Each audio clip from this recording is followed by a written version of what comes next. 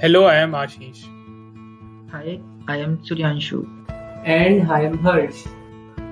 Hope you like this video.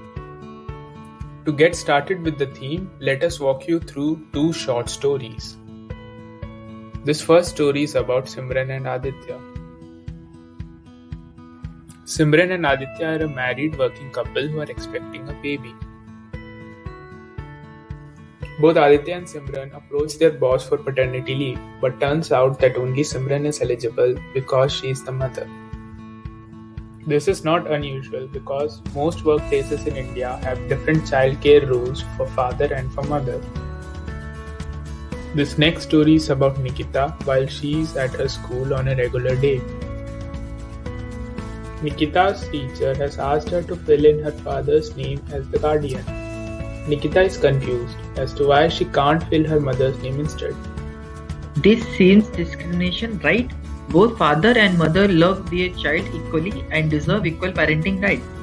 Seems to be a violation of our basic constitution, right? Let's see, what does the constitution say? According to childcare laws, women can't be penalized to take childcare leave. Men do not have access to this right. The Guardianship Act of 1956 makes the father natural guardian of minor children unless he is below 5. Mother is considered as secondary guardian. But what about Article 14 and 15, which states that every citizen of India are equal in the eyes of law? Seems like we are equal but yet unequal. Why dichotomy exists between a constitutional right? This is because the lawmakers, judges, and police who are responsible for framing and implementing the law are also part of the same society. This means that the patriarchal ideas and gender biases inevitably creep into the laws.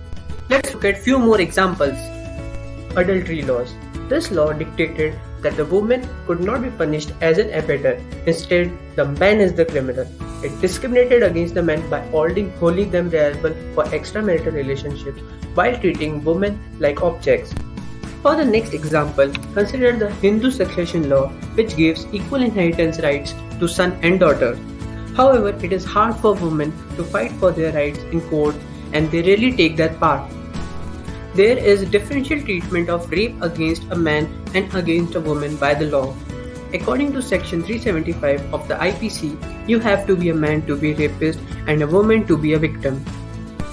There is need for reforms, and the laws must reflect the attitude of modern India.